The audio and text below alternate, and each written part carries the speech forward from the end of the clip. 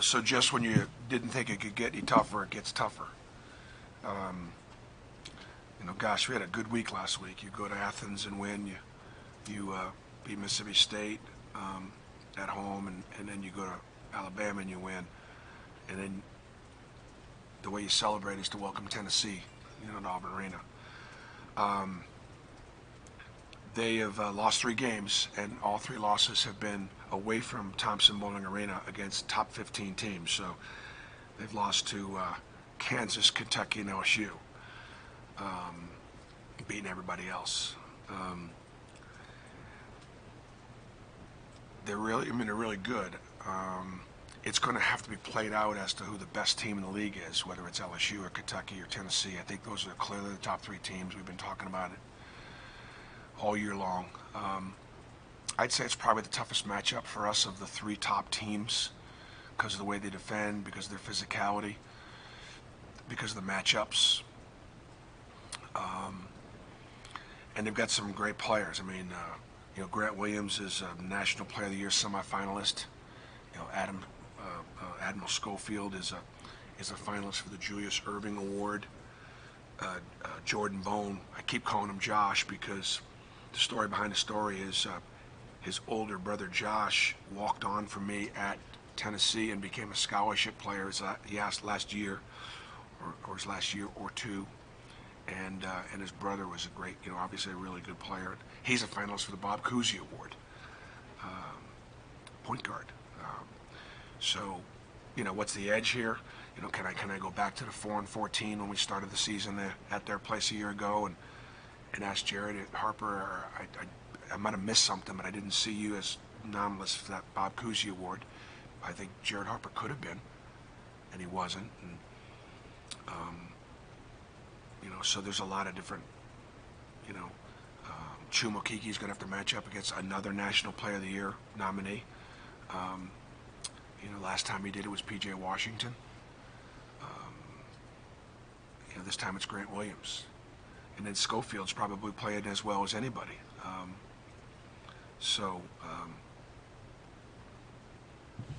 We had, and again, last week, just think about that we leave for Athens on Tuesday, play Wednesday, come home late Wednesday night on the bus, have an early game on Saturday, and then leave Monday for Tuscaloosa, come back late Tuesday night. Yesterday we were exhausted.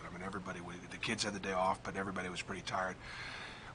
We got our wind on our sails right now. We moved the press conference up a day just because you guys got the combine tomorrow, and trying to get our arms around Tennessee. Typically I would visit with you maybe a day later. I'd have a better idea what we need to do to try to beat them. So, obviously for us, the opportunity to move up in the SEC standings, get a better seed for the tournaments, and put ourselves in a better position to win. The key to winning is getting a great seed, and we have an opportunity to improve our seeding by beating a top 5 team. Challenge ending the regular season, not only against a top-tier team, but a team that you haven't played yet earlier in the season. Usually it's a rematch. Yeah. How about this one? We've played Alabama 5 times since we played Tennessee last, because we played, that's the way it works, because we played them last year at the beginning of the game and the beginning of the year. So it's a brand new scout, but it's a brand new scout and 2 veteran coaches. Rick Barnes is going to do what he does, and he does it really well, and I'm going to do what I do, and I don't do it that well. So when Rick sits down and looks at us, he's going to see what he's seen for the last how many ever times we've matched up, and we've gone against each other a bunch of times, and I'm the same way. Great respect for Coach Barnes as a man, as a coach, as a role model in our profession, and so from that standpoint, Brandon, it's not like it's a new scout or a new preparation. The way Chuma's been playing, not to go too far back into the Alabama game, but it looks like you're not afraid to match him up against the best player on the floor, regardless of where they're at. Because the Alabama game, you put him on a guard and you shut him down there late. In a game like this against Tennessee, do you consider Well, you know best what? player. When you're playing against Tennessee, he's got to guard. He's got to guard Grant Williams. He's got to guard Adam Schofield. He's got to Adam Schofield. I mean, that's going to be his matchup some way, somehow. Um, the issue, the reason why he got on Alabama's guards late was because we were able to switch 1 through 4. Um, and can we do that again, knowing that it might put Jared Harper on Grant Williams if we do that? Um, so that's the decisions that we're going to have to make in the next couple of days as to how we're going to guard him. Um, certainly Chuma was for us against Alabama. He was a go-to guy. He was a go-to matchup, offensively and defensively. Um, he'll be. Tennessee is a little bit more equipped to not allow me the luxury of just going at him in his matchup. I mean, he's still going to be an important player in our scouting report. I can tell you what Tennessee's scouting report is going to be. It's going to be to get him in foul trouble. And, we've got to do something about the fact that on 12 out of 17 contests, the opponents are shooting more free throws than we are. We've got to foul less, and we've got to find a way to get to the foul line more. It's 12 and 17 games is not, that's a mathematical problem. Whereas in the second half, when you started driving the basketball, going inside more, you also wanted to free throw line more. You sound like the supervisor officials. Thank you for that. I appreciate that.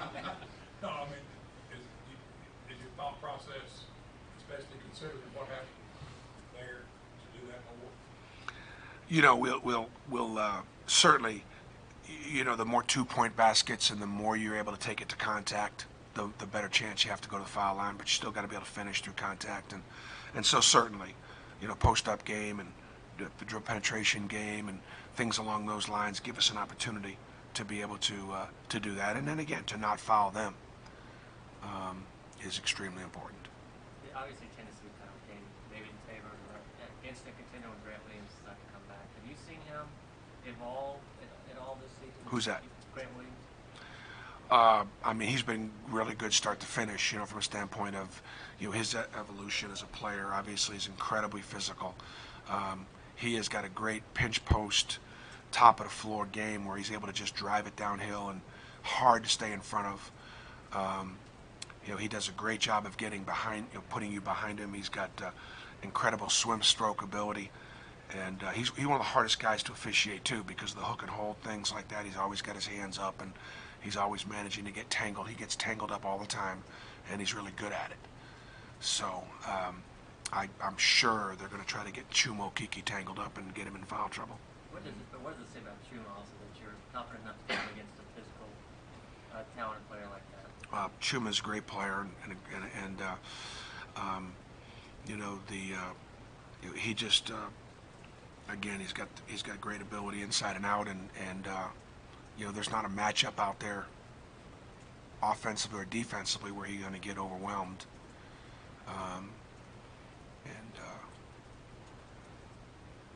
I think as the season progresses, he begins to, obviously, one of the things that I believe in, I've said this for years, when you play against the best teams on your schedule, your best players have got to play well. Our best players are going to play well to beat Tennessee. And that's going to be, so our best players are going to be, because what happens is everybody gets challenged.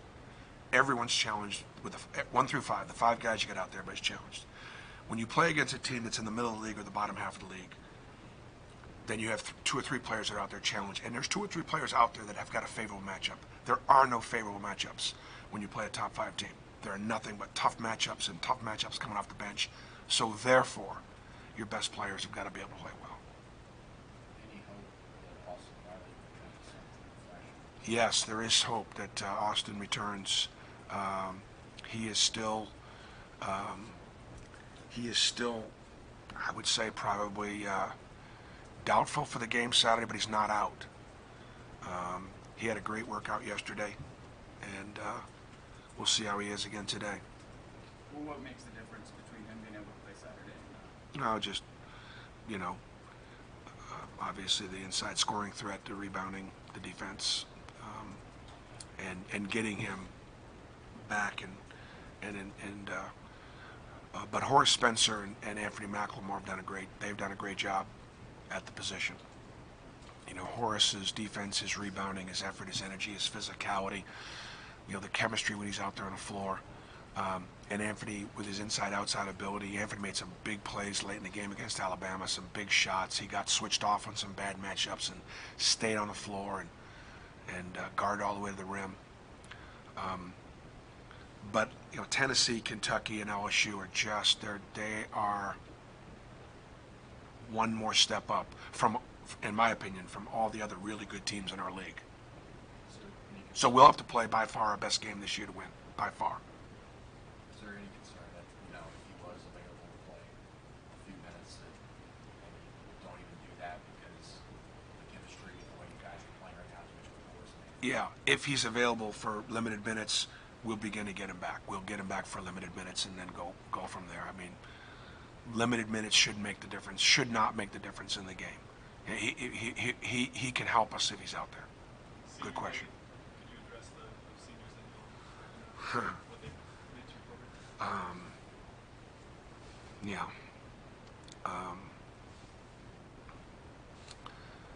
It's just been a blessing watching Horace grow up into a man, and watching him accept responsibilities as a father, knowing that at the end of this summer he'll graduate and is on track to graduate, and what that's going to mean for him and his family, and Avery. And then just to help him get started on his professional basketball career, and proud of the fact that he's going to represent Auburn, you know, as an Auburn man. Bryce Brown has grown so much on and off the court. You know, so blessed to have Bryce in my life and his family. We're all really close, just another great example of, you know, both of those guys, of it's not where you start, it's where you finish, and the job that a place like Auburn can do in athletics, with a spiritual life for both of these young men and Auburn family. And Bryce has got a good future playing professional basketball, and I'm, again, be very involved with helping those guys. Malik Dunbar is on track to graduate, probably is going to need the full summer. But when you come from junior college, sometimes it's difficult to get it done in 2 years. But Malik, another father that is accept the responsibilities of being a dad and a student athlete. And you know, Malik has got such great energy, is a great teammate. There have been times that all three of those guys have been frustrated, not able to either play a bigger role or whatever, but affected winning so much, made sacrifices, grown, and Malik's got a good future professionally too, having that opportunity. And then Cole Blackstock, you know, just he's been there every year from the time he was a freshman, a model student athlete, you know, going to be a great engineer. You know, we've had a bunch of guys graduate from the School of Engineering, Pat Kime a year ago, and that's such a tough program, but those guys get out and you know, someday a lot of us are going to be working for them, you know. You know, Cole, every day in practice, he had to go up against, you know, from Simeon Bowers to you know, to Austin, to Horace, to Anthony, and did such a great job at a scout team. So we got some managers. Willie's been with us from the beginning, done a great job, and has got a great future in coaching. And so it's a great group. It's a great group, and it'll be great for us to recognize their accomplishments, you know, on and off the court.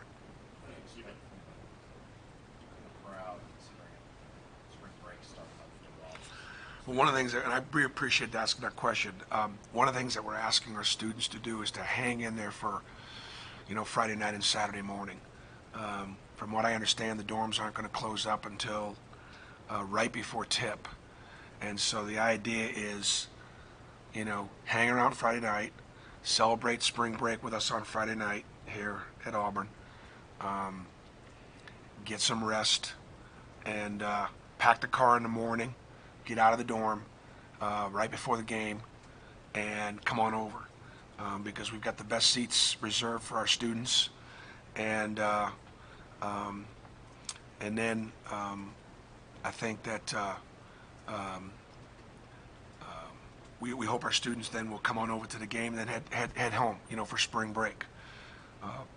It would be it wouldn't be a bad time to have a chair rail ticket these days because if for some reason we don't get a full student crowd, I would imagine there'll be some people upstairs have an opportunity to move down, which would be great and a great reward for a lot of folks that are up there on those chair rails, which are great places to watch a basketball game. So, look, I'd anticipate a great crowd. Dick Vitale is coming back to Auburn. I think it's great to have Dick on the game because, obviously it's whether he's here last time for Kentucky or this time for Tennessee. He wasn't necessarily assigned to this game, but he took the game, which is great. I think I've talked to Dick already. He's going to talk about the tragedy and the storms and what's going on as far as the relief effort. And I think that we'll be able to, we're going to give him some avenues to be able to tell people how they can support the relief effort. And again, our focus and the reason why we're going to continue to bring it up throughout the season is that this is going to be an ongoing rebuild, and it is tremendous how many people have come out and supported from all over the country. We've got crews that are specializing in the cleanups, and there are probably more chainsaws right now in the Auburn Opelika area, Lee County area than there ever have been. People wanting to get in there and help, and it's tremendous. And then when that all does die down, we need to then go about the business of rebuilding financially through scholarship for students, through rebuilding of homes, through the churches, and through the community support. And we got to be very strategic about that. So this isn't going away. Having Vitale in the game to talk about it, I think, is important. Having President Trump be here tomorrow is very important to be able to have the country's attention be focused on the loss and the need to rebuild. Bruce, you talked about the seniors. We've got Bryce and Horace here for 4 years. They went 11-20 their first year. Now might go to a second straight NCAA tournament. How much has this program grown? Oh, they're going to go to the second straight NCAA tournament. So how much has this program grown and changed in the 4 years they've been here? Well, for me, 2 days before we play Tennessee, it's impossible to reflect, and every now and then every now and then when I do reflect, I'm not. I am beating our horn a little bit because it is for them. It is for those seniors. So I think the biggest thing that I would say about that is they remember what defeat tasted like.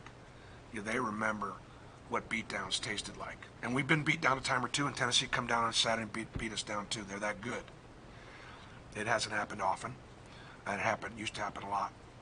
And I do think that there have been so many times in our locker room where there'd be halftime of the Alabama game or other times when those guys have talked about what it was like and that it's not that way anymore and what we need to do to get that thing done. Having coached for as long as I've coached, I can tell you, and I've said this before, but coaches can help teams win games. Okay, only really truly players can either win championships or be able to, do things like this team has done and get themselves in position to make the NCAA tournament. That's got to come from within. Having lost early on has definitely been a contributing factor to our guys not wanting to go back to that point, because this season very easily could have been that. There's a lot of really good teams in our league that are going to finish 8th and 9th and 10th and all the way down, and Auburn will not be one of those teams.